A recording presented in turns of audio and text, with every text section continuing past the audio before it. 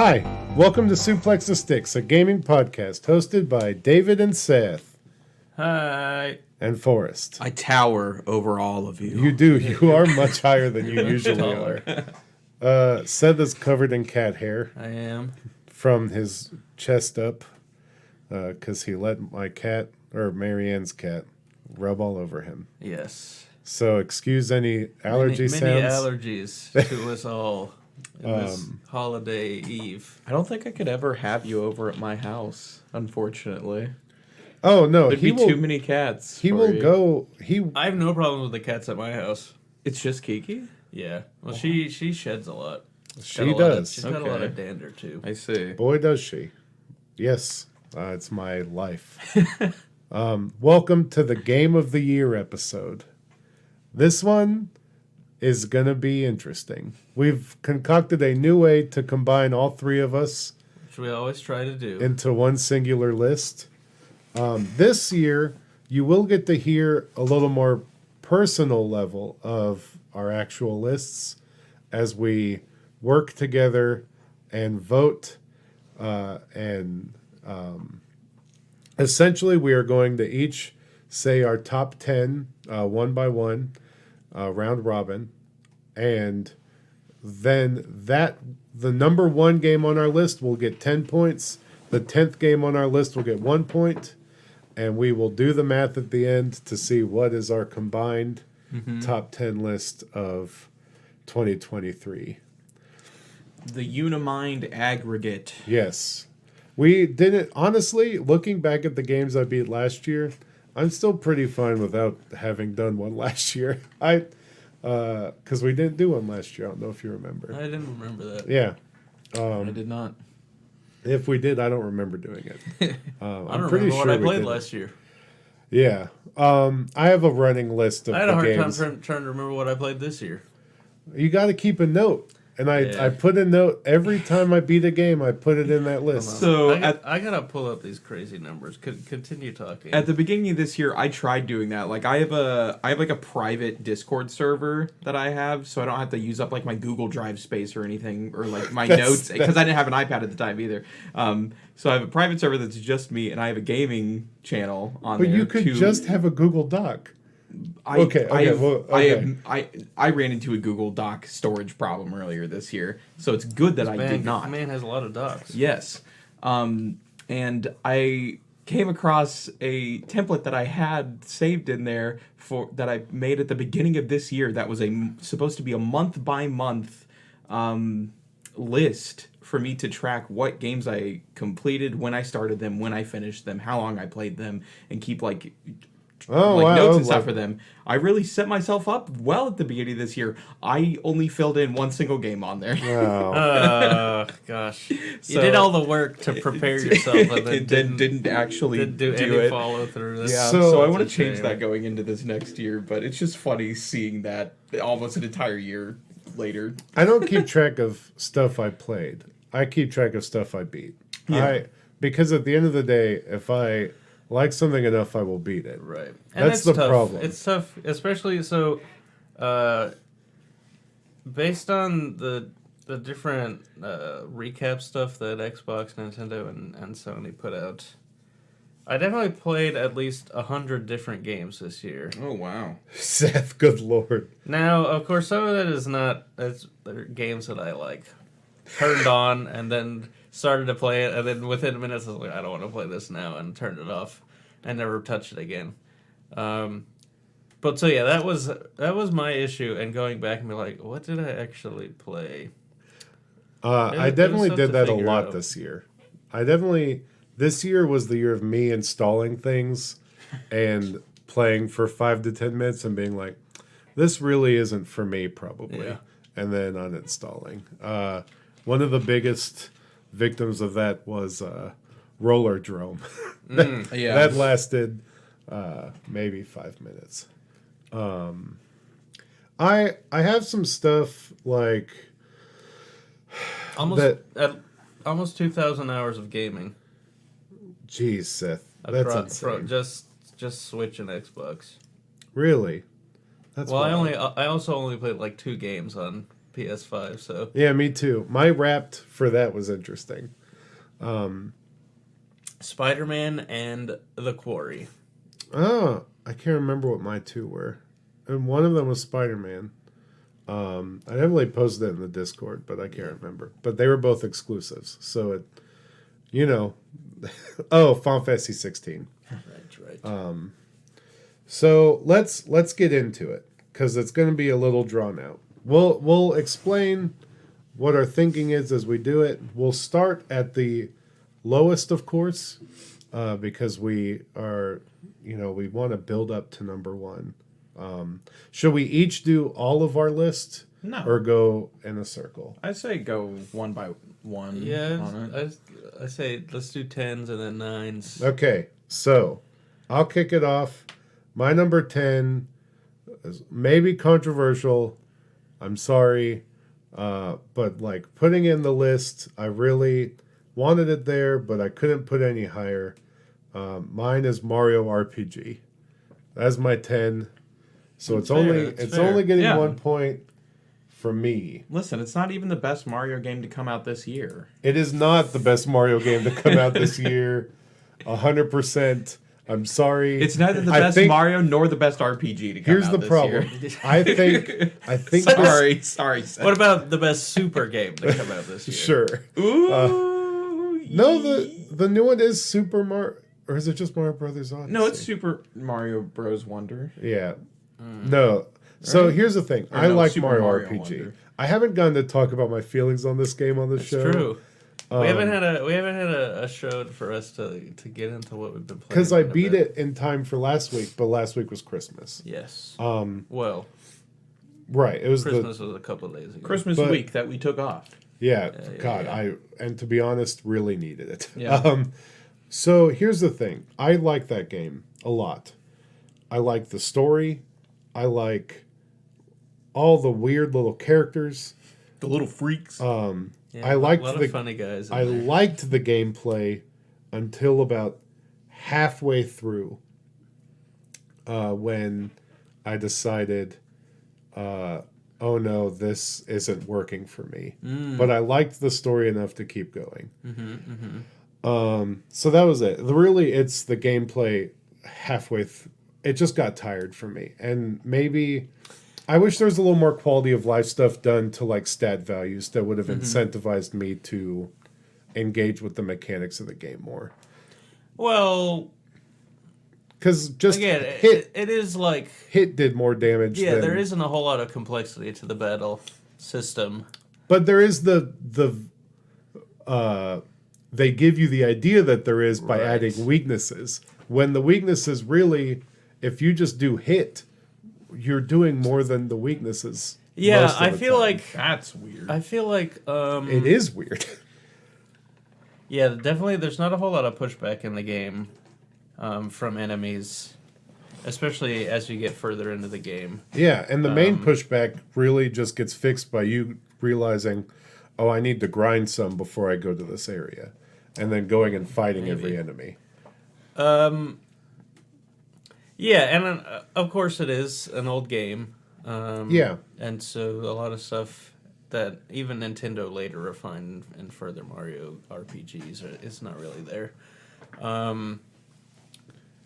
I still think the Super Nintendo version is the better version of the game. For many different reasons. But I enjoyed my time revisiting the game, and I think some of the most fun content is actually the post-game bosses, because they actually force you to use other mechanics and just hitting attack every turn. Which for me made it worth playing through the game again. I mean, for me it's always worth it playing because I love the game, but the extra stuff they added on the end was a lot of fun for me. Yeah. So 1 point for me. Yep. For Mario RPG. Seth. My number 10 was Pikmin 4. Oh. Yeah, I don't know that I ever forgot that came out. Yeah, I don't know that I ever actually talked about it on the show. I actually did. I don't know. I waffle between including this or Pikmin 2. You didn't decide to double Pikmin it? No. Oh. But I did put I guess that's basically the same spoilers, amount but- of time into both of them, like 32 hours. That's a lot of time. Yeah, like they're not. It's funny. I was looking at my playtime because I also bought Pikmin 1 when they released it. And I Right. beat that in like 6 hours. Heck yeah. Which is, it's that's for that 6 hours a great time. Fully can recommend replaying through Pikmin 1 in like 2 days, or spread it out if you don't want to mainline it. But yeah, so I think I picked Pikmin 4 here just because it was the newer and I don't know, more refined experience. They're very similar games, in that they're just about, hey, take as long as you want, just find all the treasures in these different worlds. But the worlds, first of all, it's really good looking game. But the way, because it's got more power, and because you have Ochi now, the dog guy you can ride around on, because he has access to a jump, you can just ride on him and jump over things. It makes it easier for you to move around vertically, and so the levels get to become a lot taller. And they finally did stuff like inside a house, which was kind of maybe the coolest environment in the game. It was just, it's a lot of fun. I really enjoyed I forget what they call it, the kind of the Dandori battles, which are sort of timed. Hey, can you go through this set room with all of your Pikmin and get all the stuff in a certain amount of time? And then there were competitive battles against other Pikmin controllers. I just really enjoyed all the fun little extra stuff they put on there, and it's just it's a very, very fun experience from beginning to end. Nice. Nice. I don't think we'll go as deep into every game, but some of these I know that we haven't talked about. Yeah, I haven't talked about them. Yeah. Forrest, what was your number 10? I'm starting off my list with The Finals. Kind of a last minute surprise of the year. Yeah, I've had downloaded, but I have not started. I got to play the beta for this a few months back, and I've been playing it pretty consistently every weekend with some of my friends. And, I'm not going to do the expected of me move and somehow include Halo in this list. Interesting. But this is genuinely... Spoilers. Yeah, spoilers. Surprising that I'm not. But no, this is a very fun multiplayer game that I think really does stand out from the crowd that it is thrown itself into. I rarely can I think of any other recent multiplayer game that I've had matches this close to either losing it all or winning it all. Very last second victories, but that just get the adrenaline pumping and the hyping. I need to play it. I texted you the other night to see if you had 3 already, and you never texted me back. So I didn't. I was like, well, I don't want to play my first time by myself. So part of that was that I didn't see your text until an hour later, and I thought I texted you back. Yeah. And then you didn't. And then and then I looked the next morning and was Classic. like, wait, I never texted David back. Crap. It's okay. And then at that point, it was like, well, the ship has sailed. Yep. But yeah, I want to play it. Apparently, it is very good. I've heard from on multiple podcasts that I listen to that they really, really like it. So as they should. Seth, you should download it and we can play it one night because it's free to play. Yeah, it's not even a Game Pass one. You could just play it free to play. That's true. But I haven't played the semifinals. How will I know how the game works? So true. I don't know. Well, thank God there's a tutorial section. Yeah. So you can kind of figure things out from there. Good. My number 9 is Jedi Survivor. That's That's where it sits. It's where it deserves to be, in my opinion. This game is a real victim of the story really killed a lot of the experience for me by the end of it. I think it is a really good game. I do think it is affected by some bloat. They did add a lot of extraneous open wide areas that didn't need to be there for the sake of creating a bigger game, which a lot of developers end up in the trap of when they make a sequel. Yeah. That first game was a really tight, really good game. Like, and straight up Metroidvania style map design of looping back around on itself in a really cool but, like, makes sense way. And this one adds a lot more open areas on some it's like of the Kingdom maps. Hearts 2 and it, in that sort of sense. Well, hold on. Not in comparison that's to Kingdom perfect, Hearts 1. That's a nearly perfect game. But I mean, we like, don't need to get into like it. the level design. That though, might be you've on got my these number. I'm just areas. kidding. Now that I'm thinking about it. I don't mean this as a slight to Kingdom Hearts 2. I didn't play it this year, But that definitely is my number one game of the year. At any point, it does have the threat of being on a list for me. But really, Jedi Survivor is good. Great, even in some aspects, but it does not punch above some of the games higher on the list. So that's where it sits. Yeah, sometimes even a good game is just not for you as good as an experience of other games. Yeah. And that's no slight. I mean, to be against fair, it. this is a very stacked year. It is. Even great experiences could be pushed down towards the bottom of a top 10 list like this. Oh, yeah. I agree. All right, Seth. What are we on? Number 9. Mighty. No, that game ended Funny up you should say that. No, my number 9 is Arcade Paradise. Oh, yeah, you did really like this Yeah. game. I forgot that was this The year. dry cleaning simulator that has arcade games in it. I was, as I was making my list, I was like, waffling over what should be on, what the order should be, because I was like, man, this is a really like normie list. These are all like big budget AAA games.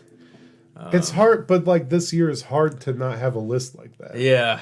And so I decided to throw this on here because, it was a really very zen experience in gaming, and I really enjoyed it. It provided something different than a lot of the other games did, which I think is to its credit.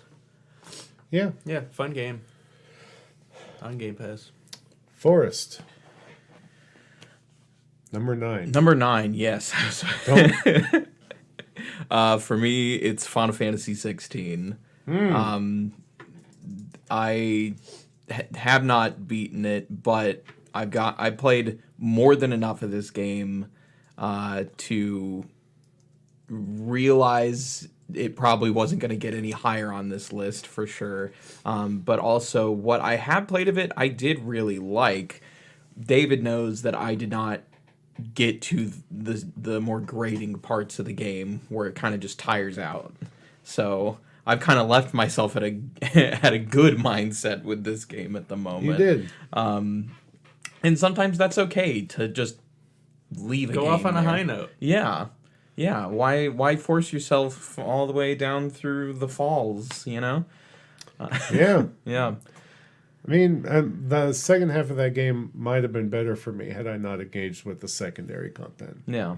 But I was too far. And at some point I will get around to doing it, but Will you really? I would like to. I would like to make the effort. You should beat it. I would say mainline it. Yeah, Don't absolutely. don't touch a second of the secondary Side content. None of it is worthwhile. None of it means anything. So Yeah.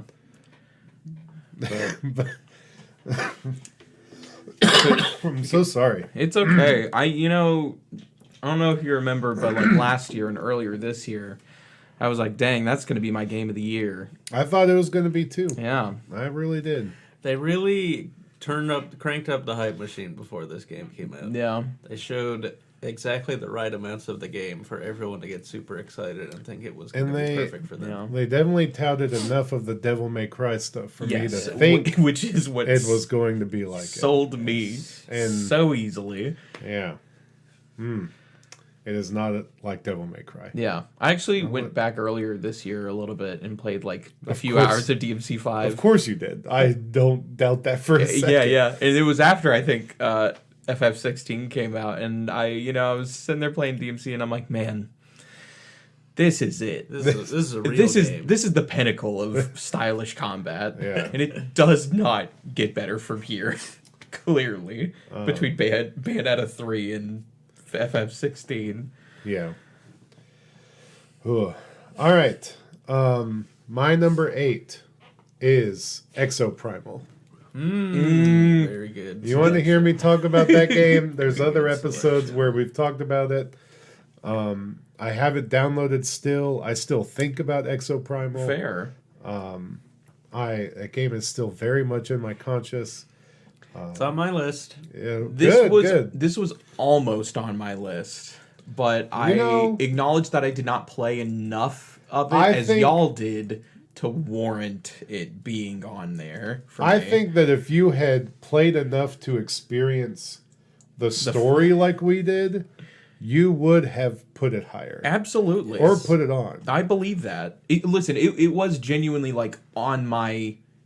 Like, I narrowed down my list, and that was the last cut that I made, was Exoprimal. I'll be honest, the last cut that I made was Final Fantasy 16. It is not on the list. That's fair. A real RPG actually made it instead of that thing. Same. Which was called RPG. Yes. Ugh. Oh, yeah. See, that's the problem with Final Fantasy 16 is that it wasn't Final Fantasy 16 RPG. It definitely could have used some RPG elements. But, it is... I can't tell you how... The palpitation of disappointment I felt when I saw a grass creature and I hit it with a fire spell. And it did not nothing. burst into no agony. multiplier, What a nothing. shame. And I was like, oh no, what? That's not What? right. Yeah. Sorry. Yeah. Sorry, Square Enix. Your next year's game will probably be number 1. Don't worry. Yeah. But Seth, what is your number 8? My number 8 is Wo Long Fallen Dynasty. Yes, sir. Never beat the game. I think it's the only game on my list I didn't actually beat, but I played a lot of it. You did like it. Yeah, I enjoyed it. I think, I almost didn't include this on my list, actually. But I appreciate it enough that I wanted to put it on. Honestly, the biggest thing that I hold against it is probably that it's not Neo. That it doesn't have the exact same gameplay. yeah. But I appreciate all the changes that it made, and I thought it was interesting. And it's had a very cool storyline with Lu Bu in it, which once that was resolved, it was really cool. It didn't get to the end. But yeah, it was a very fun game, despite me not finishing it, and I don't know that I'll ever get back into it because it's hard to jump back into one of those, especially in a late game stage. Right. It's why I'm terrified of the Elden Ring DLC. I might not get it. Yeah. Yeah, I don't think I'll end up playing it. Because right. it depends on how big it is. You like cowards. it's just when you've ejected a game like that. It's how are you gonna do it? So easily. It depends Because the problem is Here's I the want thing. to keep playing Elden Ring, but I set it down so that I could do other things. But it is gnawing at the back of my mind every day. Oh, it's because you didn't beat it. Did you beat it? I platinumed that game, dude. Oh, But did you beat it? Yes. then Twice. I guess I don't know how. I put like over 150 hours into that game. The problem is that sort of rhythm. It depends if the DLC is actually like a sizable chunk of a game. Yeah. Sort of like a standalone DLC. If it's just like extra bosses, I can easily dismiss that in my head. That's the thing. Fair. So we'll see. Yeah. Yes. Usually- It's just I just feel like it's very hard to get back into the rhythm of those Right. games, and so if where you are is at a very late part in the game, you already have that sort of barrier of I gotta retrain my brain on how to do all this stuff without the easy And then have to do it at like late game or in game level Yeah. skill. Yeah. Yeah. All right, Forrest, what's your number 8? Number 8 is Like a Dragon Gaiden, the man who erased his name. So just put Lad G if you want to make this easier for yourself on the list. I'm sure there'll be, no offense, the only person that put it on their list. No, that's fair. These Because games, those games are not for me. that's fair. But I'm glad they exist. I love the characters and energy and like style of these games, but all of them are like way too long. And this one is nice and sweet and short, 15-ish hours. There you go. Really just Don't have to spend 100 hours going back and forth across doing the streets of yeah, Tokyo. exactly. And But doing pointless mini games. I guess you have my curiosity now. That's the thing. But It's got a Sonic the Fighters arcade in it. do you have to know the rest of the story around these characters? I would say no, because the game literally starts with like the main character of the series, Cosmic Kiryu, like he gets in this thing and he basically the opening like 10 to 15 minutes of the game is him talking with a Yakuza boss saying, "Fake my death, I will owe you, protect the people I care about, I'll do whatever you want." So it kind of is like, it's not like a clean slate necessarily, but like basically all the previous stuff doesn't affect the main story being told for this game. He's Joryu now. Yeah. So it basically is like you've moved to a new town and you don't know anyone and they only know you by reputation but not actually specifics. So thankfully the game doesn't require previous playing of the series. I would say. And those games are just really fun gameplay wise. They're just beat 'em ups, straight up brawlers, beat the crap out of dudes. The only problem I have is that there are these things called heat actions, which are basically just like bombastic cutscene finishers where you pick up an item and slam a dude with it, and it does like a cutscene for it. And unfortunately, the timing window for those things feels so inconsistent. Like the button prompt for it will pop up. It's like the reaction commands from Kingdom Hearts 2, except like this is such a great mechanism. Yes, this is gonna be that was my problem with Mario RPG. Is I could never. Some of these, you just gotta learn how to time the hits, man. Well, sometimes, but then like by the time indicators. By the time you realize in like a Dragon Gaiden, by the time you realize that like, oh, the heat action prompt is up and you go to press it, it goes away. Like sometimes it's literally that quick of oh, you weren't quick enough, and it's like, what, the dude's still laying on the ground. Like, you gotta be ready. Why can I not do this thing? Well, if you were a former Yakuza member, you would be so quick on the draw. Yeah. That's the problem. Or a veteran of these games. Yeah. You know? Which you just don't have the skills. Not. You cannot pay the bills with said skills. So true. Right. But yeah, really cool short game about a dude who chose to lose everything that he cared about and just trying to make his way through each day while being thrust back into a world that he left behind years ago. It's just straightforward, good stuff. Yeah. And he kicks so much butt and says the coolest one-liners. It truly just...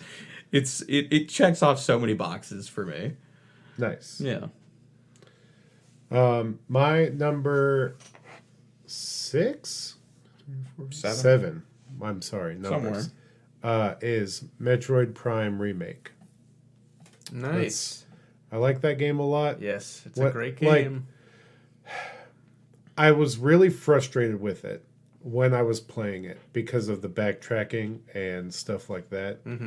I am glad that I engaged with that game at a time where there are guides that can help you navigate some of that. That probably helped my experience.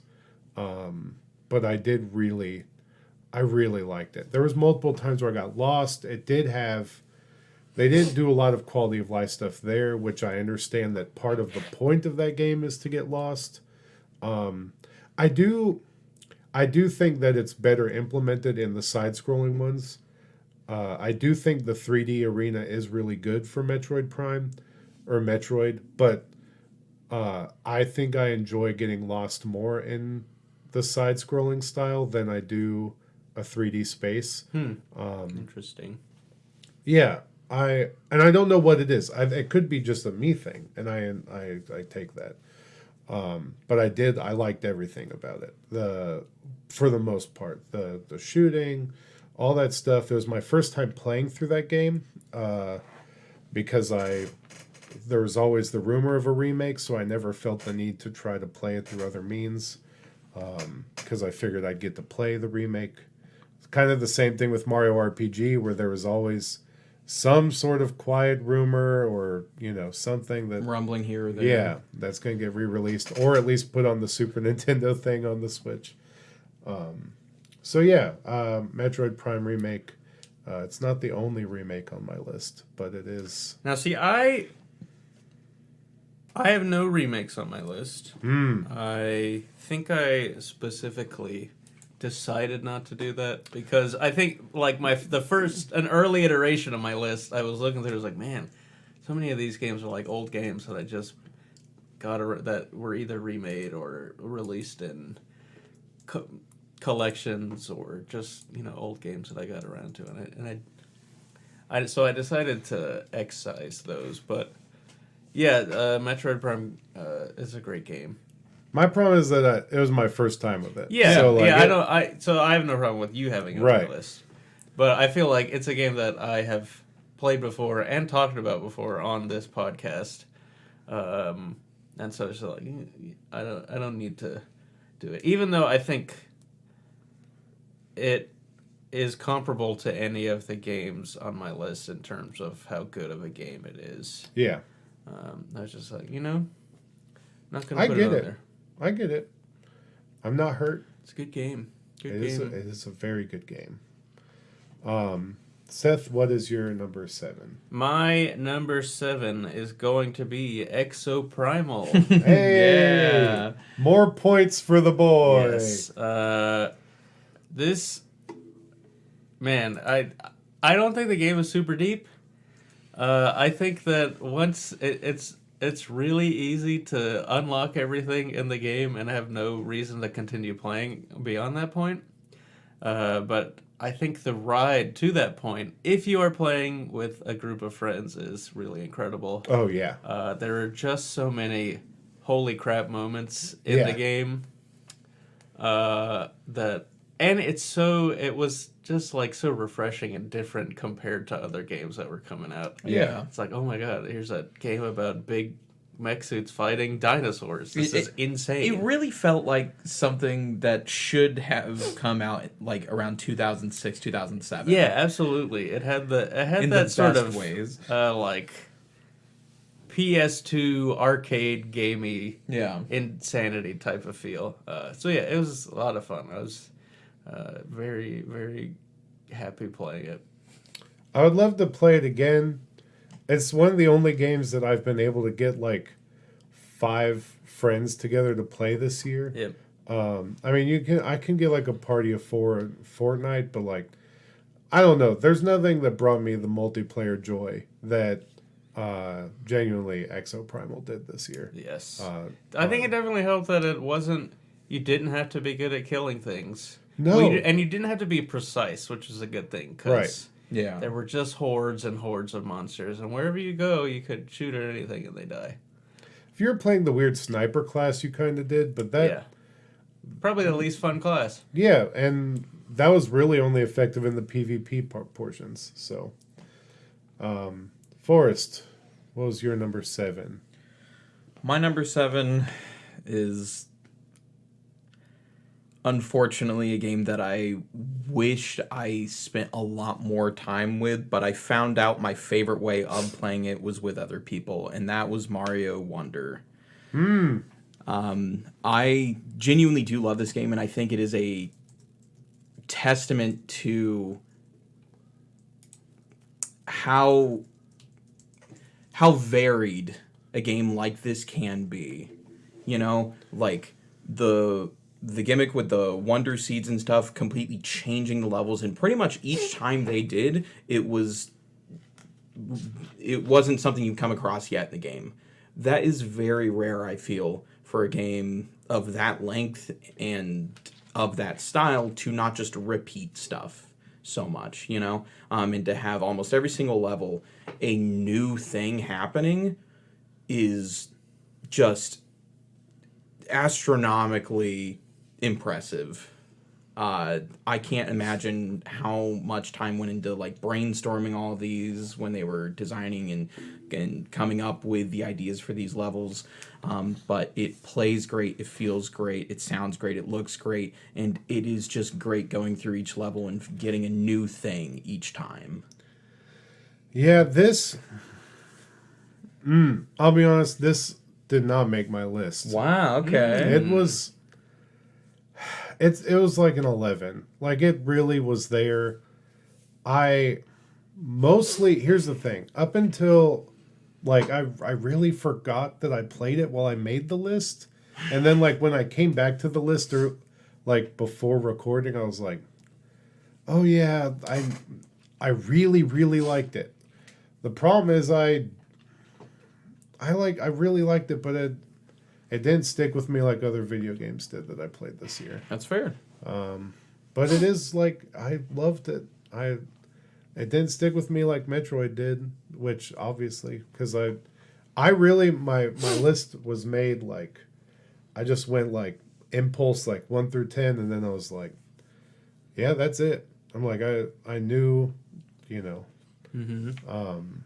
So it's a bummer that it's not going to get more points, but because I know it's not on Seth's list. Yep, I didn't play it. Oh, I forgot about that. Yep. Yeah. Dang, man.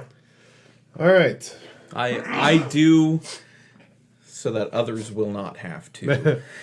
Number 6, RE4 remake. The middle of my list is the remakes. Well, besides Mario RPG. Yeah. And Metroid.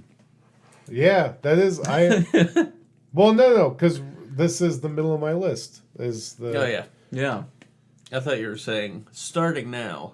Or No, all the no. remakes. Every remake that's come out this year is the rest of my list. So We got the best ones out of the They're way all already. remakes. yeah. God. Really, I liked RE4 a lot. I think I expressed that pretty well in our episode about it. Yeah. I think that game is very good. I do think we had a lull in recording around when we were talking about that game, and that just kind of happens. But great game. That was absurd. Despite how much you see that over it being in the Game of the Year Game Awards discussion. Yeah, I don't like that it's there. Yeah.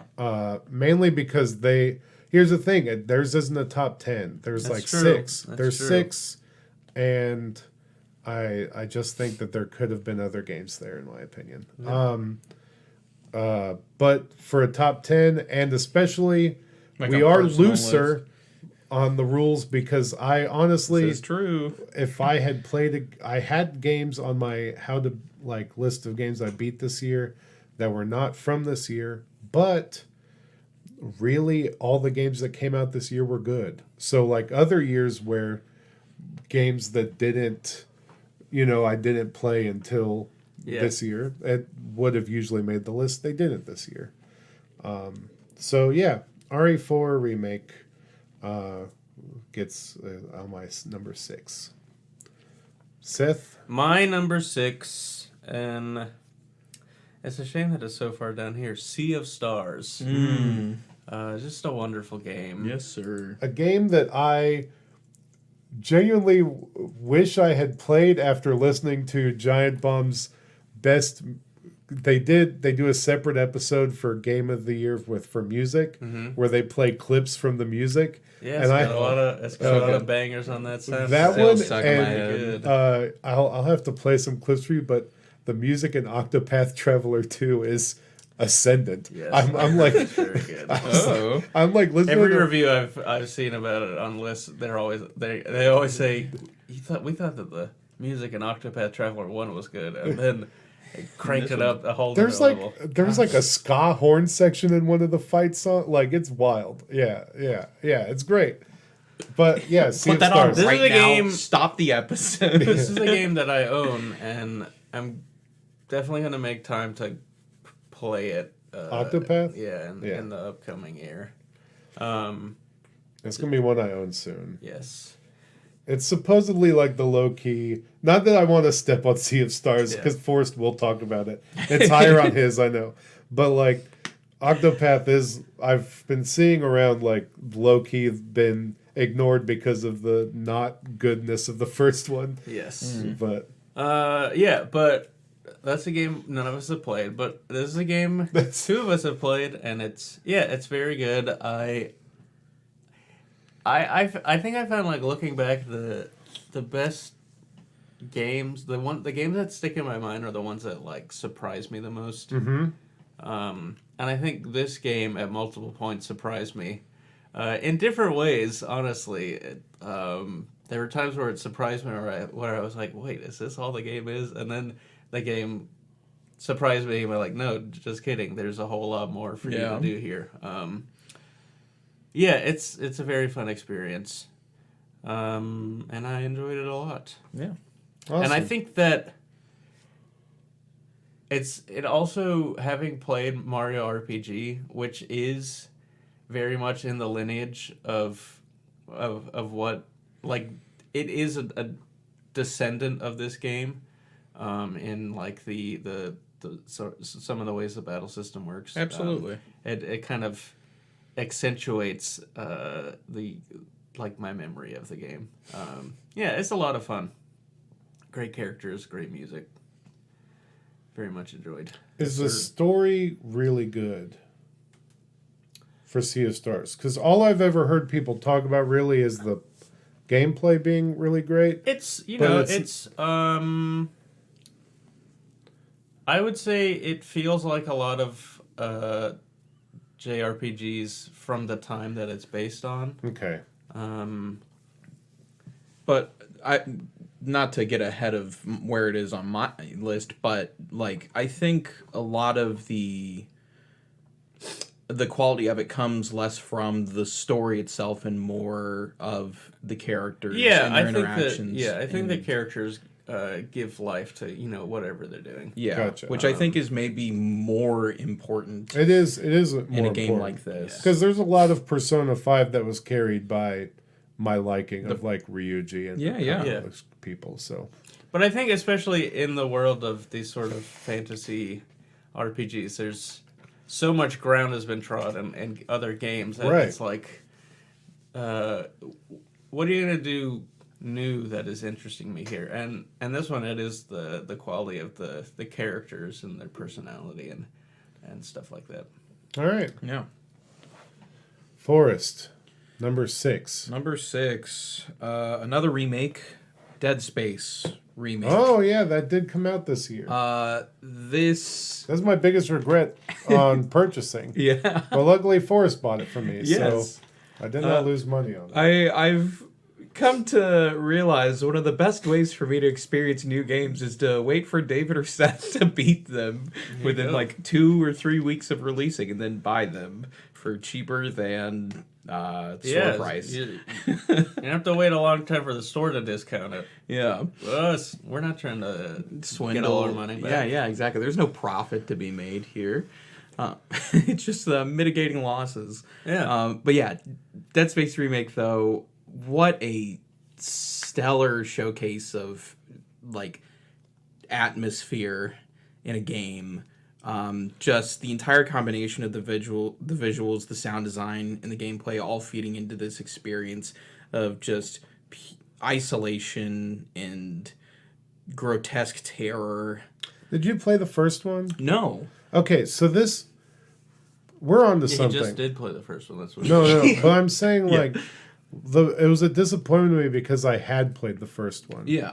And so like it is a very faithful remake. Right. It was almost too faithful. And I'm like, I don't want to do this again. That's like fair. If they'd remade Dead Space 2, I would have been like interesting because I never played the second one. That's the hope going forward from here. They would have to be remaking some of the stuff besides the story because the story goes places. But from what I've heard. I think instead they should remake The Last of Us Part 2. Well, hold your breath and you might get your wish in the new year. if you still own that Last of Us Part 2 disc, I don't. it's a $10 upgrade. And they are doing that. Oh boy, howdy. But don't let your dreams be dreams. Yeah. So Isaac Clarke on the list. Yes, sir. I did buy his skin in Fortnite this year for what it's worth. So there you go. In Halo Infinite, I tried to make one of my Spartans look like him. There you go. Because there is a helmet that is just a Dead Space helmet. Yeah. It's beautiful. All right. Did you just want to say anything else about Dead Space? That's mostly it. I mean, I'm very late to the party on Dead Space and a lot of survival horror in general. That's not true. You love Resident Evil. Yeah, but I didn't start playing those until 4 years ago, give or take. Fair maybe enough. 5, you know. Yeah. But yeah, I'm very late to the Dead Space train at least, but just a technical mastery of the craft, that is one of the best looking games I've ever seen in the worst way. Don't play 2 then. Or 3, really. Yeah. Maybe play 2, but not 3. They just become action games. Yeah, which is not... So actually, 3 was the first one that I played. I didn't beat it to there you completion, go. but I played it with a friend. Yeah. Because there was co-op, and we were like, let's play a game together. Yeah. Play the Wii version that was just like a rail shooter. Oh, yeah. That might be fun. And I can read the comics and stuff, or the motion comic or whatever it was that released, I think alongside that one. I didn't know about that. Yeah. But, all right. My number 5 is maybe controversial, but it is my second favorite multiplayer experience this year. Ooh, interesting. But it is couch, so it was different. My number 5 is Disney Illusion Island. I was waiting for this to be on here. Especially because you said you didn't have Mario on. I'm like, okay, Illusion Island has to be on here. Yeah, that game is great. Everyone should play it. I'm not even, I know that I am a Disney-pilled person. I understand that. I'm approaching this purely from a gameplay perspective because really you could have slotted in any 4 schmucks in this game and I still would have had just as much fun. Yeah. It is accessible. It is a Metroidvania where you can help your friends get to the platforming section that you just beat if they're not good at it. You all get the abilities at the same time. There is backtracking still.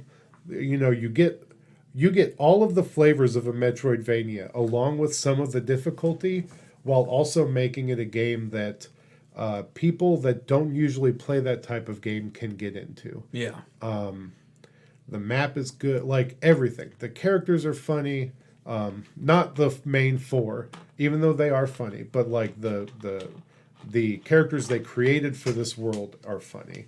For this island. Yeah, and I really hope that this game really gives me hope that Disney continues to license their IP to studios to make unique games like this. Yeah. That is my hope because really, and I think part of my appreciation for this game comes from, we were talking earlier about my Retroid Pocket, but I was playing some of the old, earlier in the year when I got it, I was playing some of the old, Castle of Illusion games and stuff that I played when I was a kid, and those games are really fun, but this game was really special. And being able to play it multiplayer and, run around was just really, really fun. And I didn't even spend that long with it. We beat it in 2 long couch sessions. Like, it probably is about an 8 to 10 hour game. Perfect. But it's just such a... you know what I can equate it to from last year is when me, you, and Joe sat down and beat TMNT. all of the Ninja Turtle game in one day. Like, we played it for like 9 hours that day. It was beautiful. And it was great. It was a great time. We took a break and got like pizza in the middle of the day. But like we sat down and we're beating this game. And sometimes when you mainline a game like that and have that sort of experience in person, it's just special. Yeah. And that game just is going to stick with me because of that. I played all of it with Chris and Andrea, and it was a great time. I'm really glad that I did that. Especially because when you play games with people in person, you can easily like back out and decide, well, I don't really want to come over today or whatever. Like, we definitely set aside the time to do it, and that was great. Yeah. Yes, the power of playing on a couch with other people is strong and can really elevate experience. It can also make experiences a lot worse. Oh yeah, that's one of the things I think is special about the game is that like it doesn't make itself be a game that can become worse because you unless you're friends with someone that like refuses to take help. Like that's the only instance. But like there's multiple times where I like something in my brain popped off and I just nailed a platforming section that no one else was able to. And then I stood on the edge of and dropped the rope down and they were able to be like, well, I don't want to bother with that. Nice. It was cool watching you do it. Yeah. And they just climbed up the rope and got to where I was. And the same with them, like they would hit stuff too, or like we would each get to an area where all three of us would get separate parts of a thing and like at the same time, and it just worked. It was great. Need more experiences like that. Yes. Yeah, and I want there to be more. And it does help that it's in the Mickey art style that they are retiring this year. But that I do really like the newer the style that they're doing Mickey, and it's gonna be sad to see it go. Don't know what they're gonna move to, but Maybe the next time they do one of these games, it will be in the Lorcana verse. dude, don't do that to Maybe me. like you could pull some real Metroidvania stuff with those characters. Oh, they really could. They should. Yeah, they really should. Hopefully, don't get my hopes up. That's rough. Even the Sorcerer's Arena versions, which are fun. But yep, Disney's Illusion Island is high up there for me on my positive things from this year. Seth, what's your number 5? Well, I want everyone to remain calm. This is a choice that I'm putting for political reasons, only to boost the games that I have above it, because I know this will be high on both of your lists. This is where I decided to slot Alan Wake 2. Oh my god. Whoa! You are insane. See, this is also why I wanted to do it this way, is because there's going to be games. I did mine straightforward, but I knew that Seth or Forrest would play games to get certain games higher. Yeah, And and that's what I decided. I thought about putting it lower, honestly, but I was just like, I can't justify in my mind. I don't care about the games below it enough to want them to show up higher on the list. You are crazy. I understand it entirely, because I think I may end up doing the same thing. I'm still slightly undecided. Yes. But there's something brewing. I'm sticking to my list as written. I'm being a Puritan about it. Yeah, that's why I decided to put it here. I figured we're gonna have. Well, no, Forrest may shift his, but I'm sticking to my list as written. Yeah. Yep. But yeah, Alan Wake 2. A man of principle. Yeah. There Listen, it is. we'll it'll be on the list later, so we can hold off some of the conversation. I figured it was going to be on all of our lists. You are our herald of darkness. All right, Forrest, what is your... I am Mr. Scratch of Suplex the Stakes. Oh my god. Okay, number 5. It's so difficult having to flip the numbers that I have assigned. Number 5. This is where I put Sea of Stars. That's fair. I earlier before we started recording, I did have it one slot higher, but I really had to re-examine that placement. But all that to say that this is, just like Seth said before, an extremely good game. I really don't know what else to say about it that I haven't said already between us talking about it over the last few months. Just genuinely a wonderful time that makes me want to go back and play other games like it, like Mario RPG, Chrono Trigger, stuff Golden like that. Sun. Golden Sun, exactly. Got strong Golden Sun vibes. Yes, sir. You are so right about that. There were many times playing the game, I was like, man, this reminds me so much of Golden Sun. More reason for you to play it, David. Did you play it on the Switch? Yes. Was there slowdown on it? No. Okay. No, this game runs wonderfully on the Switch. All right. I had no That's some of my performance problems at issues all. with Cult of the Lamb right now is all the loading screens, but I'm not here to talk about what are you Cult of gonna the do? Lamb. I I like that game, but it's I can't even think of any loading screens, really. perfect. Don't think about I'm sure them. they are. Yeah, but like nothing that was egregious enough to stick in the mind. All right. Yeah, Good. great game. Play it, please. Maybe I will. Like Anything's possible. I know I've said this before, and this will be the last time that I say it. I'm very thankful that I kickstarted this game.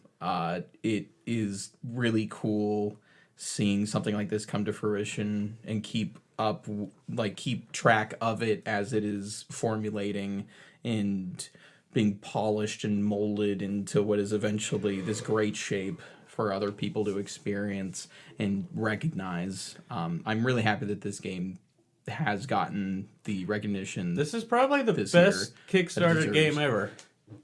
Probably. Yeah. Because it's not Mighty Number 9. And it's not the Blood. I was about to say, some people would maybe argue Bloodstained. No, that game, people don't like that game. I have not heard that. Oh. Yeah, people don't like that game. I see. At least from what I've heard. Sort of just mad. They like the 2D ones that they made, like the NES style. Yeah.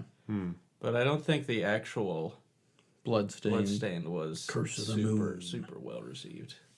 And honestly, I can't really think of a whole lot of other ones. Yeah. I think next year when we get the Ayuden 100 Heroes. Yes. Yeah. That'll be a strong contender too. Yeah. Gosh. All right. My number 4 is Spider-Man 2. There we go. Yeah. Yep. It does not crack the top 3 for a couple reasons. I like it a lot, but it definitely was not the experience I had with the top 3 games, which you could probably guess by their lack of big earlier on the list. But yeah, Spider-Man Yes. 2. Good game. We talked a lot about it. Yeah, we So- all liked it. Yeah. And yeah, it's really good. It also had for me, a bunch of holy crap moments. Yeah, Really me too. very strong, last few hours of a game. If you're looking to just scream at all the crazy stuff that's happening. Yeah. Scream. Yeah, truly. Seth, what's your number 4? My number 4 has got to be Lies of P. Ah, Yeah. yes. Yes, sir. This was a great fun time. Another big surprise. I still remember when it was revealed, and it just seemed like the most insane idea. I remember I think there was partial making fun of it. Yeah. Yes. But also, like... Interest for sure. Yeah. And the stuff they showed at the very beginning, you could tell there was some strong visuals that they showed off that made you go, okay, I see what they're doing. It's weird, but I'm into it.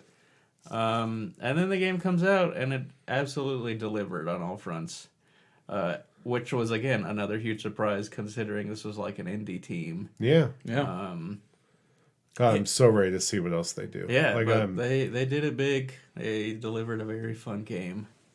And I'm glad I got the good ending. Yeah, because From won't do it, and I need someone to. I need. Yeah. Man, Lies of P. I think this is one of the few Souls-like games to actually execute extremely well on the concept that it is trying to do. Yeah. A lot of other ones fall short. Main one being like Lords of the Fallen. There's a bunch of like 2D attempts at this style of game. But very rarely have I felt that a 3D iteration of it has succeeded where the Souls games have, and sometimes even surpassed it. Like from what I've seen you guys talking playing about this game. It's a game that hews very close to I guess I haven't played Bloodborne, but everyone It's just says Bloodborne. that is It's just and it does seem to stack up right up there with it. Yeah. I don't think it's as clean. The thing is, there is an amount of knowing exactly what happened, and there is some hitboxy stuff in Lies of P. We've talked about that on the show. Yes, some, You don't get that frustrating in enemies. Bloodborne. Yeah, But it's still, it's close. It's like a 98%. yeah. The fact that it can go blow for blow with Yeah. a game that is some people's favorite game of all time it's impressive. Yeah, for sure. I listen. From is a studio that has perfected their style, and here comes this upstart who's like, we can do that. I could Yeah. do that And too. they did it, Yeah. and somehow did it in an even weirder setting. Yeah, I agree. You love to see it. Yeah. With the promise of also much weirder. I'm Yeah. so here for It's everything. just this really confusing end of credit sequence that you're like, okay, Yeah. you can do that. I'm interested. And I'm ready to see it. I'm ready. Yeah. Please. But Forrest, what's your number 4? My number 4, this is my political placement. This is where I put Tears of the Kingdom. Interesting. My top 3 genuinely just were so far and above the rest. And this game is what I switched Sea of Stars with. So it was lower, but I I can see that. really listen, that moment in Tears of the Kingdom where you get the Master Sword completely It's one of elevated that game for me. Yeah, I'll like talk a about few that. extra points. Yeah. Just all around, like that is one of my favorite like sections in a game ever. I don't have as much of an attachment to the Zelda series as a lot of people do. So, a lot of the things that this game and Breath of the Wild did aren't necessarily lost on me, but they don't mean as much to me. But when you have a scene just so beautifully crafted, that does tie a lot of things together, thematically, emotionally, which if anyone who knows me knows that if something is hitting me emotionally, that is what really matters to me. That is what elevates things beyond just baseline enjoyment. Those are things that will shape me for years to come. And this game, with that moment and a few other moments specifically, really just hit me in ways that I've never been hit by a Zelda game before. But also somehow there were other games this year that hit me even harder than this. You know? Yeah. Yes. It's a good game. It is a very good game. We'll get to that. Because I'll have to talk about it too. Yeah. Don't worry. Yeah. But we have to talk about it now at number 3. Number 3 is Lies of P for David. Ooh. Yeah. My top 3 was very close. I want to be very clear that all of these games were within aggressive striking distance of each other. They're heavy hitters this year. It's tough to differentiate them. And really, out of the top, I'll give honorary mentions to each of them. This one was the one I couldn't put down versus out of the top three. That's where the staying power was versus the other games on my list. Yeah. I could not stop playing Lies Yeah, of it P. just sucked you back in. Again and again. Yeah. There was not a game that I played this year that I don't want to like overemphasize what I'm about to say because it sounds like weird and I'm trying to add too much weight to it. But there is a weird sort of heaviness sometimes when you go to pick up a controller and play a game.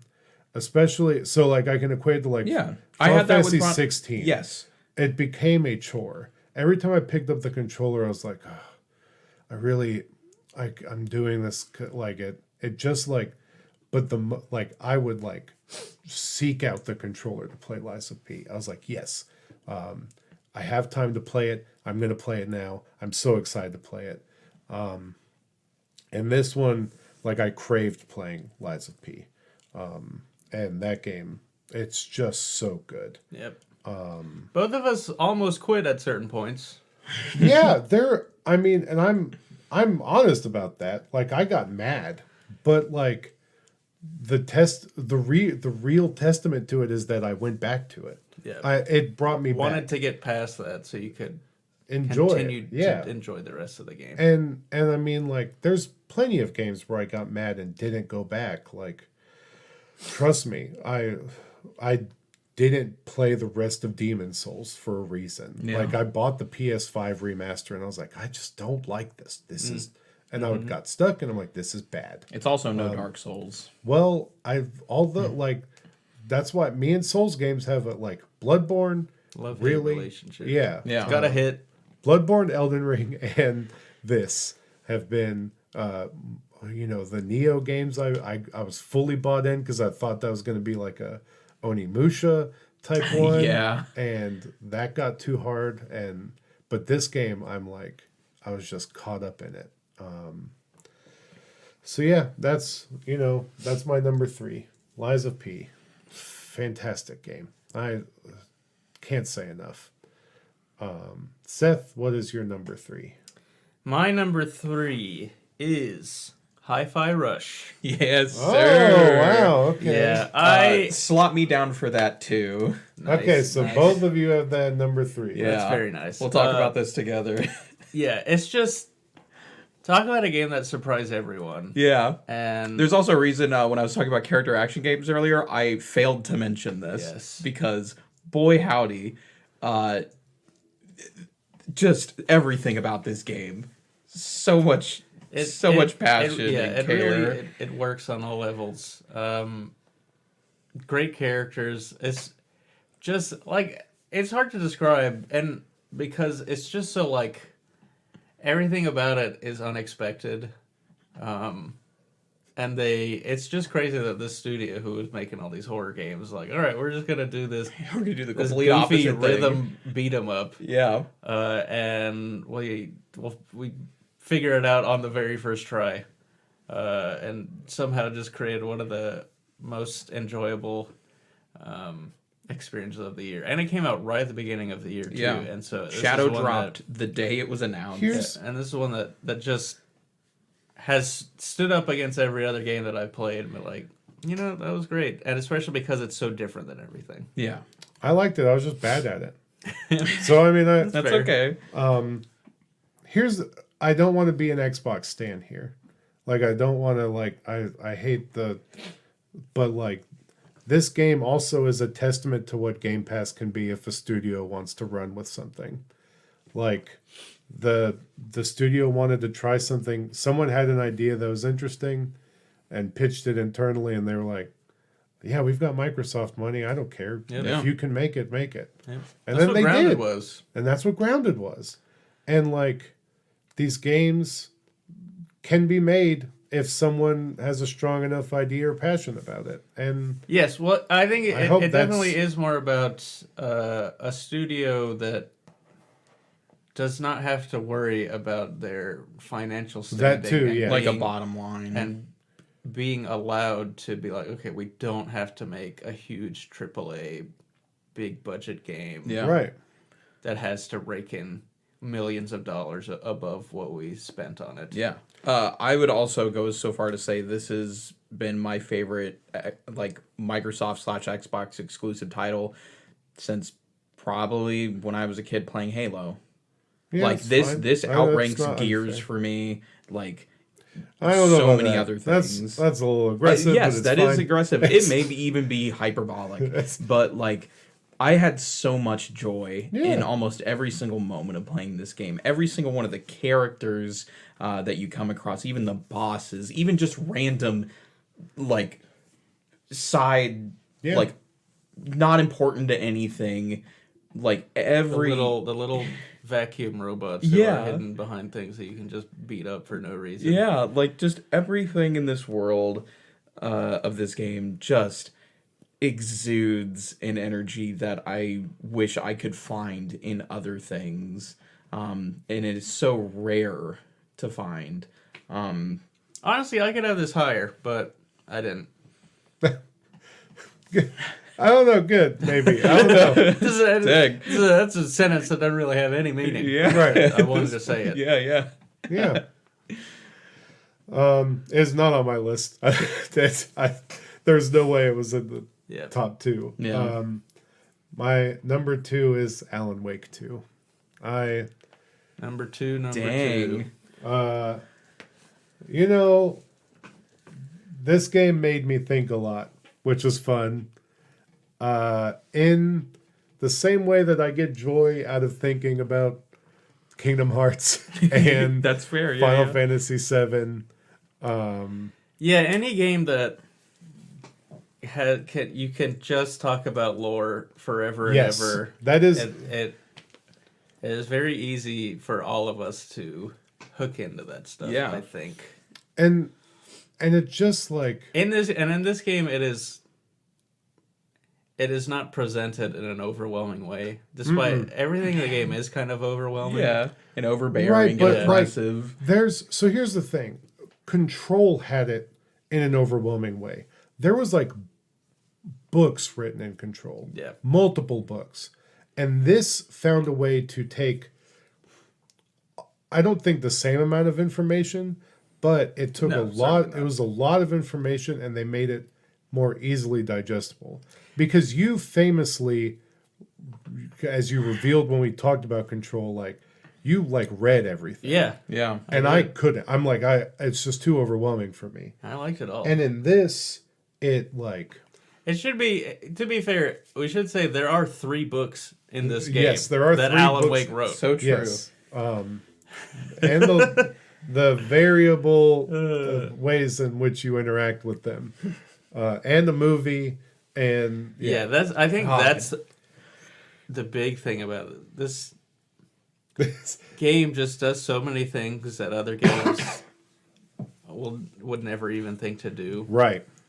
and executes on them in a way that other studios could probably not do.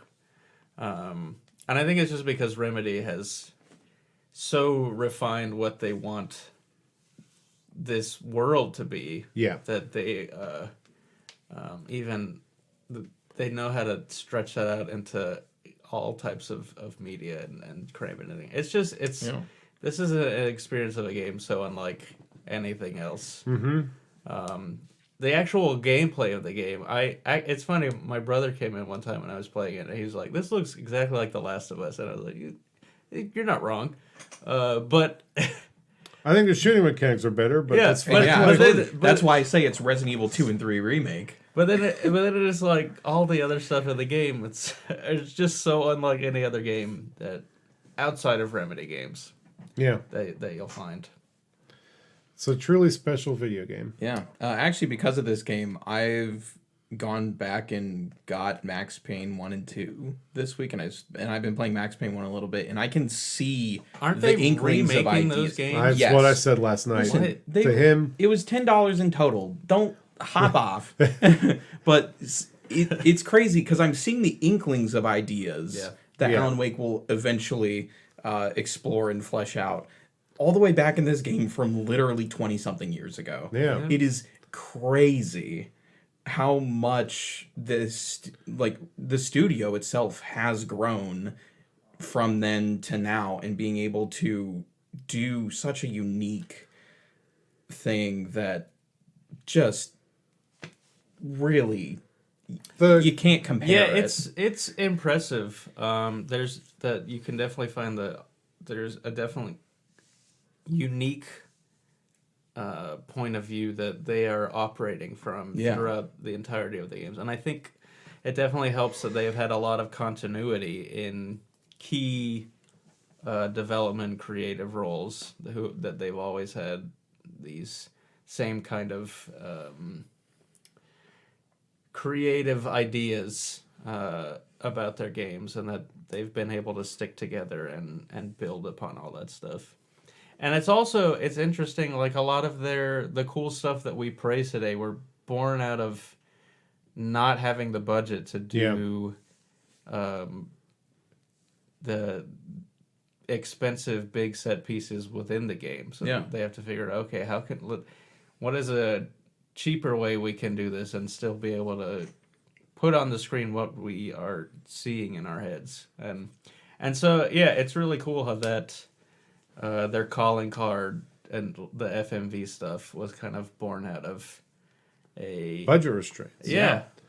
A challenge. Finding a way to execute artistic vision within the constraints that they were given. Yeah. And boy howdy, they do it again and again. I want somehow David Cage keeps getting given money, and I think Sam Lake that all of that money. needs to be given to Sam Lake, and we need Sam Lake to be making more games. And I think he's making the exact right amount of games. I know. I just there's just a few visionaries out there that I like, and I want them to be getting the money. Yes. And it seems like they are right now. So give them the money. Yeah. Show them the money. Yeah. Seth, what's your number 2? My number 2 is Tears of the Kingdom. Okay. Yep. I mean, I gotta give it up to this game. This was the game that I put the most hours of in any game that I played this year. Though I don't know how much that's worth, since the next most was probably Starfield. yeah. Not even Sniff being on not a great this quantifier list, here. or even the expanded list that I had that I cut this down into. Yeah. But look, I was engrossed in this game in a way that is probably only matched by the way I was engrossed in the first one. And I just played the heck out of it. I can't think of anything in the map that I didn't do. Yeah. And it just goes to show it's interesting because you look back on it and it's like, well, it's like the same gameplay, but it's hard to grasp what it was that is so like captivating about the world and being in it. I mean, it's not hard to grasp. Like tons of people have written over and over about how great it is. And they're all right. It's a very, very good game. Yeah. Forrest? This is where I put Alan Wake 2. Okay. Interesting. It was going to be high for all of us. Yeah. I almost considered, not even almost, I heavily debated and looked at myself in the mirror and said, is this your number 1 game this year? And it's certainly my number 1 game of the second half of the year. For sure. For every reason we talked about and more, if this game is any indication of what the industry is capable of right now, I'm excited to see what games going forward can take from this. Yeah. Very rarely do I ever feel like a game actually signifies something good for the future of the industry and the medium. This is that. I mean, we joked about it, but literally Kojima was bragging that this was what he was going to do, and Sam Lake had already done it and was nominated for Game of the Year. Yeah. And Kojima's best like direction, best narrative. And Kojima's bragging that he's going to combine live action, and it's like, but a game is nominated for Game of the Year that did that this year. Yep. Yeah. And like, I don't know, it's wild. It's wild. It's a great game. It really is. What can be said? It's Western Kingdom Hearts. I don't know. I don't know because it's Mr. not very Scratch is Western. Alan's nobody. No, it's not even Western. Like Sam Lake is. That's Western. Oh yeah, that's right. Yeah.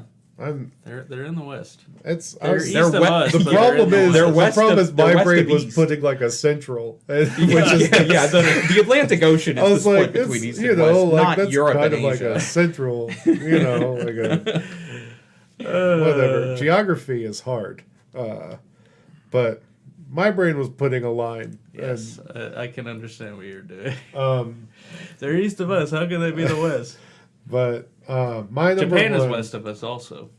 Yeah, Yeah. They're the West. my number the one West. is Tears of the Kingdom, which I'm kind of surprised by this from you. Just because of how much love you've been showcasing for Alan Wake for the past 2 months. well, recent it kind of made me, bias. yes, exactly. Recent, and it like, made me forget about your love for Tears of the Kingdom. Yeah, Entirely. one of the tough Like, it things about overrode doing it. these at the end of the year is it is hard to remember how much you liked games compared that you played much earlier in the year compared to how much you like games that you just played. So, do you want to know what reminded me how much I love this game? All the podcasts that I listened to talking about their ideas and the stuff for Game of the Year. Yeah. And a lot of them doing like in-depth conversations about mechanics and movement and story and music. And every time I'd be like, well, it's kind of rough that they're not mentioning Alan Wake 2, or I wish. But then the moment they would talk about the stuff in Zelda, my heart would like Flutter. I would just be like, oh my God, like this game fundamentally like has affected me on a level that not a lot of video games do. It was an easy 90 plus hours. I definitely could have put more in, but I was trying to play other stuff. And honestly, I regret playing the other stuff, like rushing to play this to play other stuff. I fully regret it. I wish I would have taken that time and put it into doing the extra stuff in Zelda. And I can't go back and do that. But I do, like, I have that, like, I want to. It makes me sad that there's the conversation of them not doing a DLC for it like they did with Breath of the Wild, because I did really like the Breath of the Wild DLC. So that, like, when that kind of got confirmed, I was just really upset. I would encourage you, Forrest, to, if you don't have a lot of the experience with other Zelda games, to, like, listen to some of the music analysis of the game. Oh, you know me. I love music analysis. Especially, like, listening to some of the, like, especially that last musical suite when you catch Zelda in the sky. Yeah. Like, no, you're going to save Zelda. That's the game. But, like, when you catch Zelda in the sky and the way the music goes through, like, the Hyrule theme to Link's theme, and then finally, it's like the first time you really hear Zelda's theme in the game. Yeah. And, like, I cried during this yes, moment in the game. I mean, I definitely I cried when I got the Master Sword, and I cried when I caught Zelda, and like really just the emotional movements of playing that game, and the shock of finding some of the memories that I found, and my reaction. Like there was tons of times in like Spider-Man or Alan Wake 2 where like Seth and I were texting each other, but there was not where I'm like felt the high of like, Seth, you really need to find this memory, because like it was the one where Rauru did the Kamehameha basically, and I'm like, I couldn't believe it. I was like, this is insane what is happening right now. And like there, like almost every memory that I found after that had escalating insanity. And it's hard because we've talked about the game, but it just really I don't get as excited talking about a game as a whole this year as I do about Zelda. And it makes me sad when people I know don't play it. And for whatever reason they have, I get that it's a very big game or whatever, but it's really special. There's ways to... And that's the wonder of this game and Breath of the Wild is that it is massive. I don't want to talk about Breath of the Wild in the same breath as this, because this game, like the Wild. Breath of the Wild is of the Kingdom. A really good game, but it does not, and the problem is it was fantastic. Yes, but this one takes everything that one did and elevates it and made it like. And also lowers it It lowers it in a way because it adds the story and the emotion. There was nothing that emotionally hit me in Breath of the Wild like this. Yeah, game. I think that is probably the biggest upgrade from Breath of the Wild. It's amazing. Like you read interviews with Eiji Aonuma and the people who make this, and they always talk about how they start building these games from a gameplay perspective first, and then the story is sort of built to work around that. And it's crazy how, like, that way of design ended up in the story in this game. Yeah. Especially when you look at Breath of the Wild and the way they did the story in that one with all of the flashbacks. Kind of made Zelda, like, the most unlikable person in that game. Yeah. And the whole story was just kind of like, I don't care about any of this. Yeah. And they did a complete 180 in this one and got you emotionally invested in Zelda and everything that was happening and all of these long dead characters that you didn't really interact with. And really made you care about them in a way that, I don't know that they've ever been as successful in getting you to care about the main goal of the game, which is rescuing Zelda. And you reach a point in the game where you get to run around with your friends. Like that's one of the most amazing things to me is that, like, if you want to have the experience of being alone, you can turn them off. But, like, you can run around with your friends. That experience of being alone is antithetical to the themes of this game. Yes. Absolutely. 100%. And it's such a simple... The first game is about being alone. Yes. Breath of the Wild is about being alone. Tears of the Kingdom is everyone coming together for each other. Right. And I love how that is reflected in such a simple gameplay element. Yeah. Like that. Just... God. And the fact that it's running on the Switch. Like, it's a minor it's miracle. A technical marvel. This is a that this game miracle, I'd say. Runs on the Switch smoothly. And not... The first game even had more technical hiccups. Yeah. And it didn't have 5 separate AIs running around and fighting alongside you, which is insane. Like, the fact and it that didn't have Ultra Hand. Exactly. Ultra Hand. Which it's...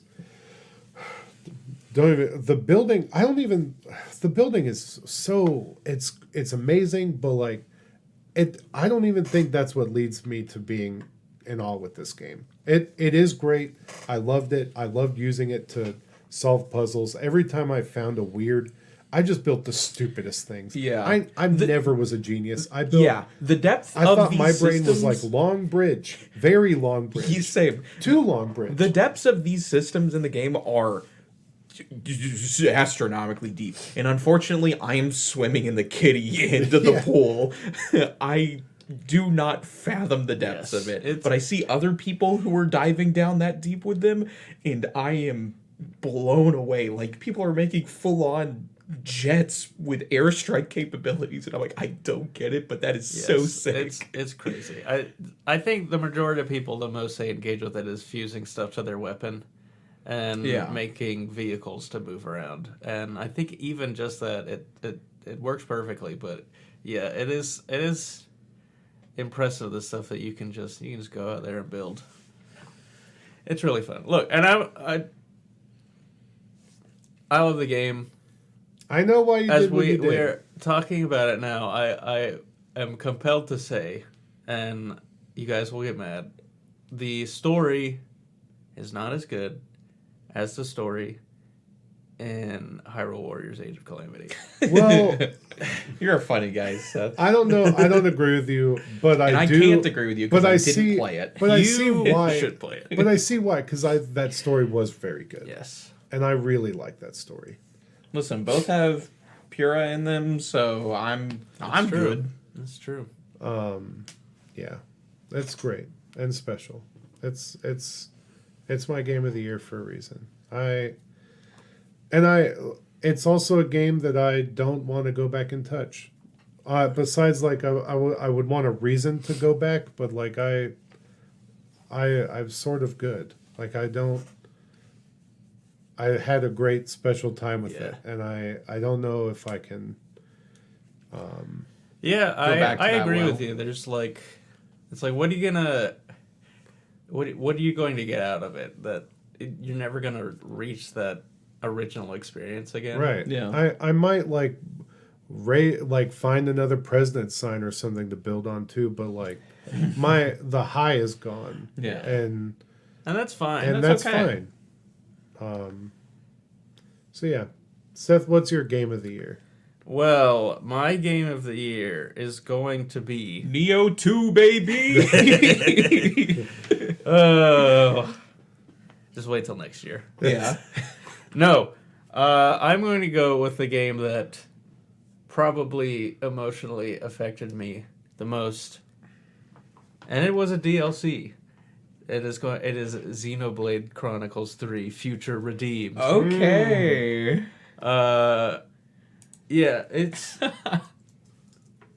and I put it at number 1 to make sure it would be in the top 10 of our list. Another political choice, but one that I You and stand me by, both, and brother. that I absolutely loved it, and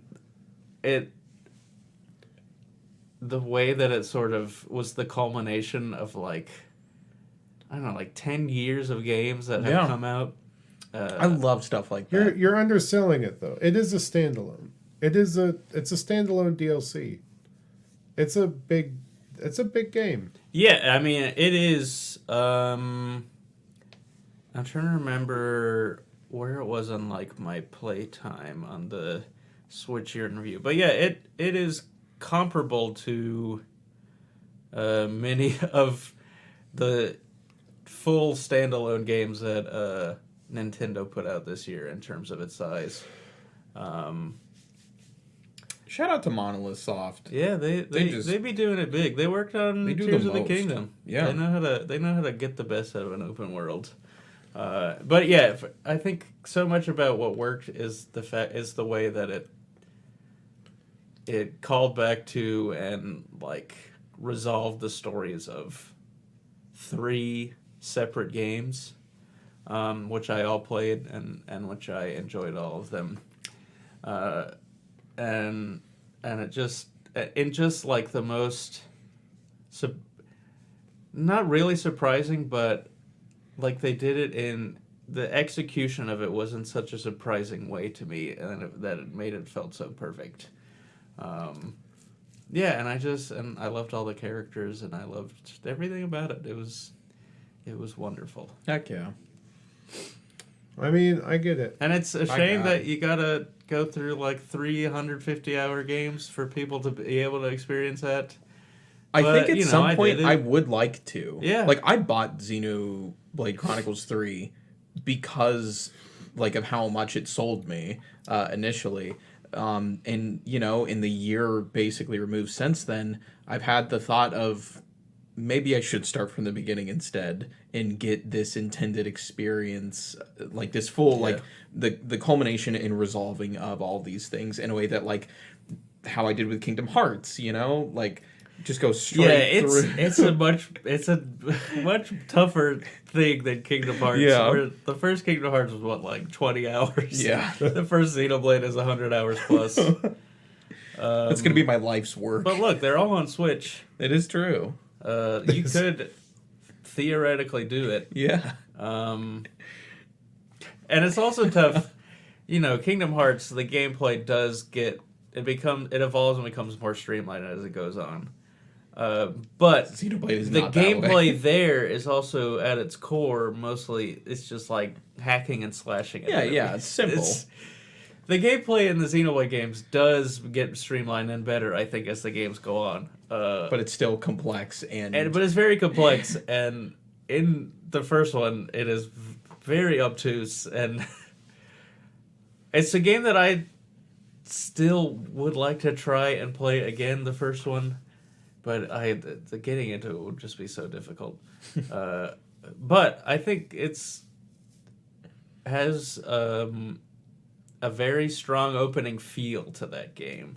It's continuing through that game to get to the end of it, I think is the tough stuff. Xenoblade 2 is very slow starting. That's a game where, like, when I think of that game, I think of the combat in the end game when your entire party is filled with blades who are all leveled up. And all your skills are leveled up, but it takes a long time to get to that. Yeah. That's why I think one of the good things about 3 is that where it drops you in at the beginning, you're able to do things a lot quicker in battle. There is still this a lot of, especially in the early game, waiting for skills to recharge. So it's hard to get through, but I think it starts up a lot quicker, and so it is easier to get in. But it is a very specific type of game that you just have to play it and figure out, okay, I enjoy this, or 2, I can survive through this to experience the rest of the game. Yeah. So I don't know, but I am glad that I found myself in one of those 2 categories at certain times during these games, in order to get to the ending of this sort of trilogy that didn't start out as a trilogy. One could almost call it a Xenosaga, but you can't. No, you can't, because it's that's copyrighted. Yeah. Related, but not. Yes. By blood. Yeah, it's very good. What can I say about it? I loved it. Yeah, man. It's your favorite series that you don't know if you can recommend to people. Yeah. Oh, I can recommend it to people. It's good, thing is, but will it be a good recommendation based off of what that person is capable of in their tastes? I think they're great. I don't know anyone who I think would enjoy it. Boy, howdy. All right, Forrest. My number 1 game is the first game I played this year. I did not. Tetris 99? Yeah. That was the first game I played this year. Nice. I did not shut up about it for months upon months upon months. I think about it at least once a week, even this far into the year. My number 1 game is... Yeah, it's so true. My number 1 game for this year is Signalis. It came out late at the end of last year. I played it at the beginning of this year. That game is Resident Evil and Silent Hill and Dead Space all mixed into one in the best ways. It with like an entire dashing of like Twin Peaks. And this game, ironically enough, kind of set the stage for what my game or what my year was going to look like game wise. If I didn't play this, I probably wouldn't have played Dead Space Remake. I probably wouldn't have really cared so much about Alan Wake 2 as much. This game really kick-started something within me of like this combination of physical and psychological and existential horror. I'm interested in it. Yes, listen. One more. Please. I need somebody else. And there's a book that heavily influences this game that I've been trying to track down a proper copy of. The Chronicles of Narnia. The King in Yellow. Yes. which by Robert W. Chambers, I believe, is the name. Yes. Also a major inspiration for that one season of True Detective. I was about to say, isn't that a Yes. True Detective thing? Yeah. Also what are the word? A compatriot of H.P. Lovecraft. Yes. H.P. Lovecraft himself cited it as an inspiration. So that just kind of goes to show you how actually important this book is to the wider horror culture. And what the what's going on in the game too. I would say. Yes, absolutely. And this game has layers and levels and like realities to it that I was not expecting, and you just go further and further and further and deeper down, and I went down with it. Nice. I was engulfed by it. I love it so much. I cannot recommend it enough to people who like any of those previous things that I've mentioned. Genuinely, it is... And it's only made by... the game itself is made by 2 people, and then one other person, I think, did the music. And there was maybe one more person on top of that who did something else. But this is quite literally one of the smallest teams you can have for such a just out-of-this-world, amazing, thought-out experience that I feel is lacking from a lot of other games. But when a game like this comes out and it hits me this way, I start finding that quality and care and passion in other places, in other games too. Alan Wake 2 is one of those other games. At the end of the day, I love things that so clearly showcase effort and passion and love, even if it is like the most like horrifying subject matter, but just something that has this energy behind it that genuinely reshapes how I think about games. I think it is interesting, because I also brought it up when talking about Sea of Stars, how when you like find something that you really enjoy, how it increases like your enjoyment of other games that have those similar qualities. Yeah. And sort of elevates those games just by the fact that you have played another game like it. I imagine there are, that is something to do with our brain, and it's why people get stuck in genres and stuff like that. Yeah. It's why there's From likes and like roguelikes and all that stuff. Yeah. But I agree, it sounds stupid, but when it's hard to explain, but like whenever there's weird RPG stuff happening, my brain, like we talked about Sea of Stars equating to Golden Sun, like my brain will be like, oh, that's kind of like Golden Sun. Or something feels satisfying in a first-person shooter, I will always compare it to Destiny. Yep. Like, yeah. I will always be like, well, how does that feel compared to Destiny? Yeah. We set like benchmarks in our brain. Yes. Right. And if things reach those, it's like it cranks it up to a whole other level. Exactly. In your mind. If it reaches that benchmark, super impressive. Yeah. If it goes past it, that is the new benchmark. Yeah. All right. Well, we have a top 10. The computation has been done. We do. Before that, are there any honorable mentions we would like to? I mean, we did that a lot during the list. Yeah. I do have two that I would like to shout out. We were talking about couch co-op and the way it can enhance a game in your mind. I was very close to putting Mario Party on my list. Oh my god. From the moments that we played together. Yeah. And also, this was low-key a game that I played just a lot on, like I was playing just a ton of Mario Party 3 as sort of a mindless game. I would just load up the N64 thing and put on some Mario 3 and go through that the story progression and go through all those maps.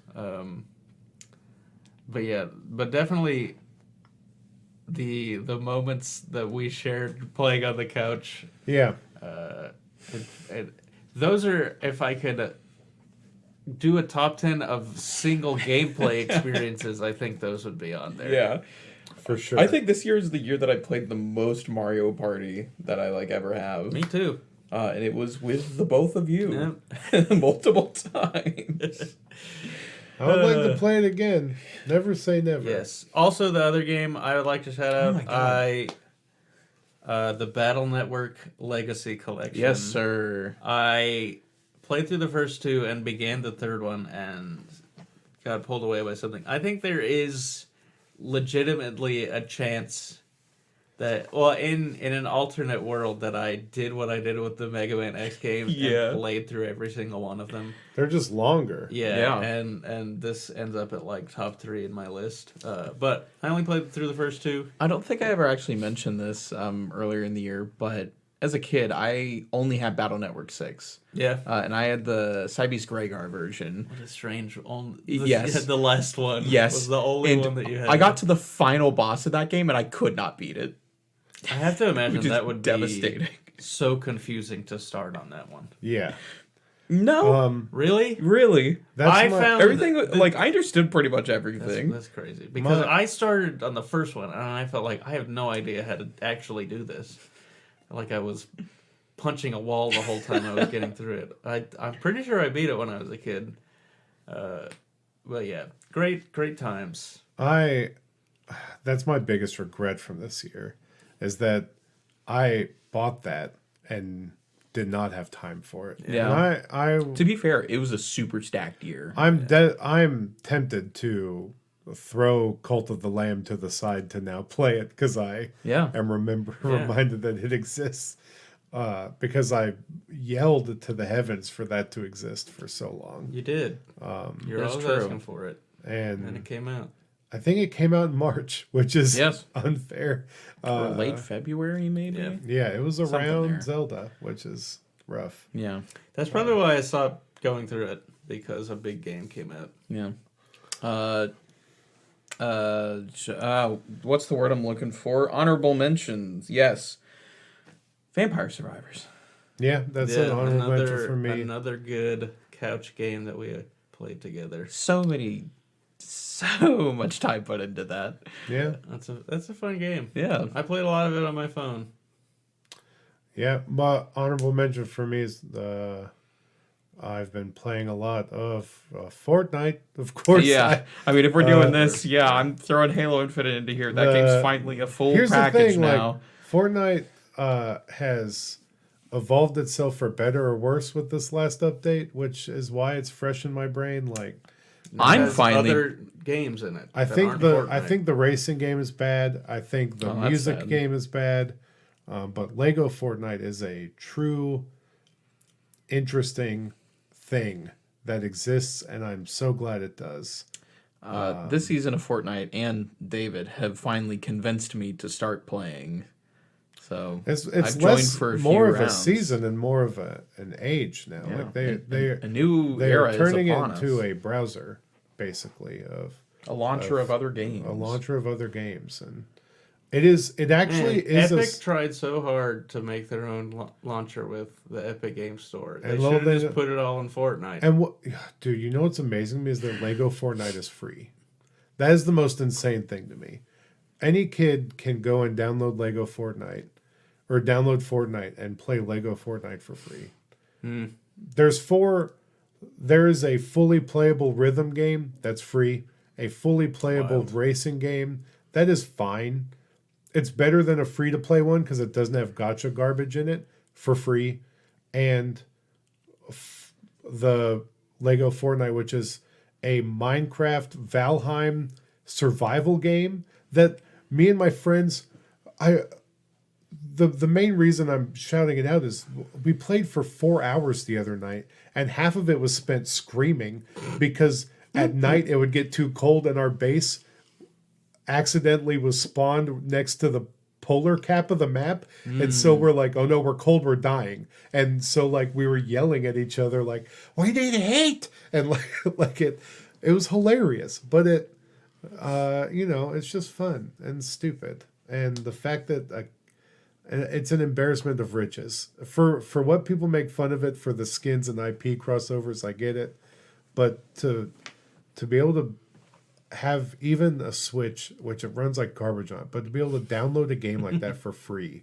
and you're given 4 deep games where you also have content creation added onto it is insane. Yeah. Of course, the flip side on Switch is that it does take up your whole memory. Yeah, it does. You can only have one game on your console. Yeah, and that is the Fortnite. Well, let's unveil the top 10 coming in at number 10. We should remind with the way we calculated this is that we gave point totals to each of the games based on their slots, and the computer ran the numbers, and then they got added up. The number 1 for each of us got 10 points, and the number 10 for each of us got 1 point. Yep. Work it out from in between those two. Yep. I did the math. Don't worry. It's all clean. If you want, pause the show right now, tally it up yourself, see if your math is right. Yeah. Oh, yeah. Number 10 is Disney Illusion Island. That says 11. I know, because number 1 is games and totals. So, yeah. Thank you, Seth. So true. Yeah. Excel. Number 10 is Disney Illusion Island. Yep. With 6 points. Yes. So those were my points. Yep. Number 9, Spider-Man 2. Only person who had it on the list was you. Yeah. Yep. Forrest didn't play it. I didn't get around to it. Number 8, Exoprimal. Yep. It's a truly great game. Amazing. We both had it much lower on the list, and here it is. But That's the wonder of the system. No, that's where I had it. no, you had it lower on the list because I also had it on my list. I think I had it at 8. I would definitely had it at 8. Right, and that's what I'm Which saying. means you had it at 5. No, Check the numbers. I had it at 7. 7. 4 plus 3, 7. Yes. That's what I meant. This Don't worry about it. number 7. I'm just saying Math it's is hard. interesting that we both had it low on our list because we both had it. It's Yeah. in the top 10. Number 7 is Signalis. Yes. Woo! Very good. Very Number good. 6 is Xenoblade Chronicles 3 Future Redeemed. Redeemed, yes. Yes, sir. Number 5 is Sea of Stars. Number 4 is Lies of P. Yep. Number Pretty 3 good. is Hi-Fi Rush. Hi-Fi yes. of Rush. Number 2 is Alan Wake It 2. really confused me what you just said. And number 1 is Tears of the Kingdom. Nice. Only 2 points separating Tears of the Kingdom and Alan Wake. Yeah. And even if I put Alan Wake 2 in my number 1 spot, wouldn't have taken it. Yep. Yeah. It's because I put it at number 5. Yeah. Thanks, Seth. You ruined the game of the year. In my opinion, Look, I think this is a fine. This is a fine wonderful ranking. list. I think it's a great list. Yeah. And it shows the diversity of all the games that we all 3 play. Mm-hmm. I tend to play more of the mainstream stuff, but I will get interesting things every now and then. This you year got wasn't- Disney Illusion Island. And on the Disney list. Illusion Island is kind of a weird one for this year, even though you would think, say a Disney game is mainstream, but this game really didn't have the grasp that other ones did. Yes, this is a good list. We're all in agreement. I'm really happy with This it. is true. This is all of our list. Yeah. It's the truth, and it is. And you'll never know if we came up with this list beforehand and then justified it with our earlier picks. Yeah, we booked it like wrestling. Yeah. The math works out. We made sure. But with that, we appreciate you listening to a year of us talking about video games, and we hope that you will come back next year as we talk about more games. Especially because February, if you don't like us talking about games, is going to be insufferable for you. But Because so great for us. February and March will probably be taken up by Final Fantasy VII, and nothing can stop us because we are the ones that put this out. Yeah. So If you don't like it, then you'll have to become a co-host. Yeah. Or you'll have to rewrite the timeline somehow. And you won't do it because you're not Sephiroth. You'll have to destroy our whispers. But I'll be Yes. on to you. Just like Aerith is. Yeah. Man. Got to get 2024 is the year we get Seth to see Advent Children in a theater. It's so true. It's going to happen. Dude, I will The only pay for time your I'm going- ticket, brother. I won't go. The only way I'm experiencing that is through that dumb mobile game, which is not good. Didn't even make your honorable mention. No, it's not good. And we will talk at you next year. Bye. Bye. See ya.